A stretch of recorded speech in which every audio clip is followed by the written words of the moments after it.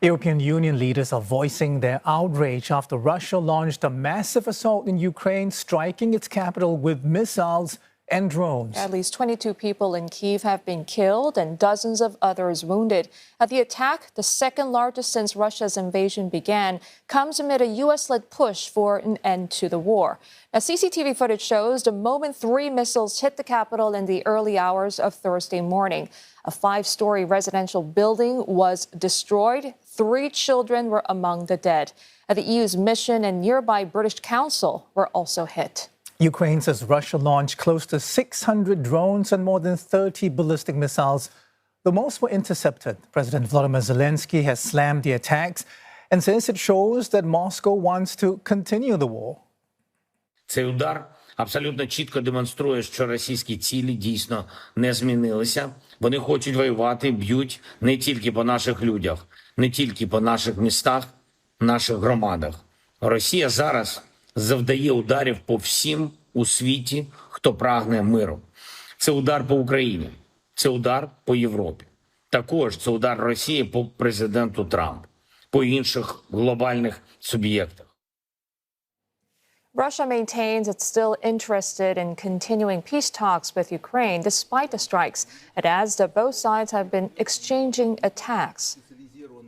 The White House says President Donald Trump is not happy with Russia attack, but also not surprised.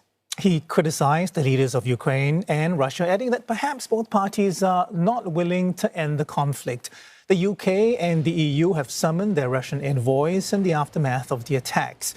EU Chief Ursula von der Leyen has condemned the attack on its offices in Kyiv and vowed fresh sanctions on Moscow. Search and rescue operations are ongoing at the collapsed residential building in Kyiv. The officials say some people might still be trapped under the rubble. Several other residential buildings were also damaged in the aerial assault. Joining us today for more is Melinda Haring. She's a senior fellow from Eurasia Center at the Atlantic Council. Thank you so much for joining us, Melinda. Let's start with where the latest attack leaves the peace process. I mean, does it effectively kill the near-term prospects for a Trump-brokered Zelenskyy-Putin meeting? Hi, Julie. It's great to be back with you. So the latest heavy attacks on Kyiv, I think it's pretty clear that the peace process is on life support, if not dead. So it was unlikely that Trump would meet with Zelenskyy. It was very unlikely that Putin would meet with Zelenskyy. Putin had refused to meet with Zelenskyy. He was afraid that it would show that the president of Ukraine is legitimate. He doesn't view Zelenskyy as the legitimate president of Ukraine. So he's refused on principle to meet with him.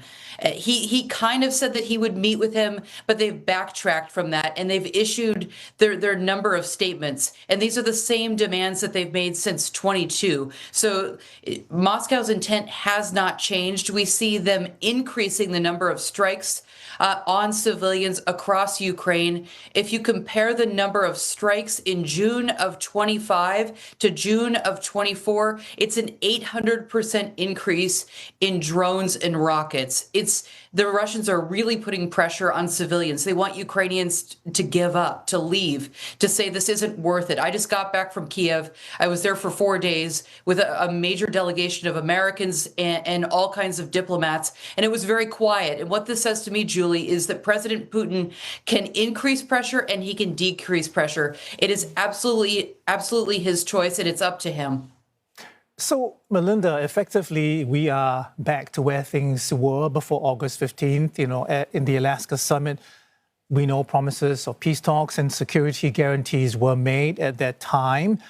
And we've had comments from, President Trump on social media. We've had Karoline Leavitt, making comments as well. The president saying he wasn't happy, but, Leavitt adding he wasn't surprised. She also kind of framed the attack as part of the ongoing violence. So what's the overall tone telling us? Is Trump actually going to do something, or is he basically just going to set another deadline and wait? Arnold, that's the million-dollar question. So I can tell you here in Washington, we're waiting on the president. He said that he would make a decision in 2 weeks. and it would be a major impact. But President Trump says this when he doesn't know what to do. He kicks the can down the road. So he'll give you an amount of time, and then he never makes a decision on it. I can tell you, I just got back from Kyiv, and his spiritual advisor, Pastor Mark Burns, was there. He said that President Trump is very frustrated. He expected the conflict to be easy, and it has not been easy to solve this war. He tried very hard for 6 months to find some kind of compromise. And we saw it in Anchorage. He tried to come to some kind of compromise with Putin. He fell all over himself. He literally rolled out the red carpet. And there was no real agreement. There's no security guarantees. And Putin wouldn't agree to a ceasefire. So we're essentially back at square zero. But what Pastor Burns said a couple of times in Kyiv is that Trump is very frustrated. He understands what's going on. He's frustrated that Putin will talk sweet to him and then he bombs civilians, and that he may have been a mouse, but he's going to feel the elephant, the real power of the United States. Are those beautiful words? I hope that's reality. We're waiting for President Trump to do something. So he's threatened sanctions a number of times. He increased sanctions, those secondary sanctions on India. He hasn't done it on China. He did cut a deal with European nations through NATO to sell American equipment to Europe, and that equipment will be given to Ukraine. That's a start, but he also said that no more American money would go to Ukraine. Can he change his mind? Absolutely. This is the fluidity of Donald Trump. He's not an ideological president. So I would say never with President Trump. Okay, Melinda, and I want to just look at the strike itself, right? You said earlier that it really comes out to Putin, and Putin has chosen to hit not only residential areas, but also Western-linked sites. What do you make of the timing, the scale, the choice of targets? And what sort of message is the Kremlin trying to send here? Julie, Putin is sending an absolutely clear message. So after the Anchorage summit, when we expected there to be some progress, when we expected Putin to halt or to reduce the number of attacks, about a week later, he hit a U.S. factory in Ukraine, in Western Ukraine, that was very, very close to the EU border. And it did an enormous amount of damage. Fortunately, most of the workers were in the air shelter, so the casualties were very low. But that wasn't an accidental choice. The factory was pummeled. And then we see Kyiv being pummeled overnight with more than 600 drones and 30 rockets. Putin is not serious about peace. How many times does he have to strike Kyiv? And this time he hit the EU mission, the British Council, and he hit two of Ukraine's major newspapers. He hit Ukrainska Pravda, Ukrainian Truth, and Radio Free Europe, Radio Liberty. He damaged the offices there as well. I don't know how many more times, how many more strikes, how many more hospitals, how many more civilians in schools Trump has to hit for us to get the message. He's not going away, and he's serious about making sure that Ukrainians cannot live in Ukraine. He wants to destroy the state. So it begs the question, Melinda, I mean, what's it going to take for Trump and also for EU leaders, the UK as well, to act? I mean, they've started these attacks and there's no indication that Putin intends to stop, right? That's right. So it's going to take a combination of things. It's going to take more sanctions, and the EU is already talking about its 19th package of sanctions. It intends to put those in place in September. Will it be enough? Will it change Russia's behavior? No. But that's not the point. The sanctions, the EU sanctions keep getting tighter and tighter, which is good, and they keep finding more businesses and more individuals to sanction. Fabulous. It's not enough. Putin's not going to come to the negotiating table just with sanctions. The EU and the United States need to continue to arm Ukraine so that it can defend itself, so it can defend its schools. Air defense is really key. So we see that overnight we saw 30 rockets attack Ukraine cities, and more than 600 drones hit civilians who are in their basements and praying to God that they're going to make it through the night.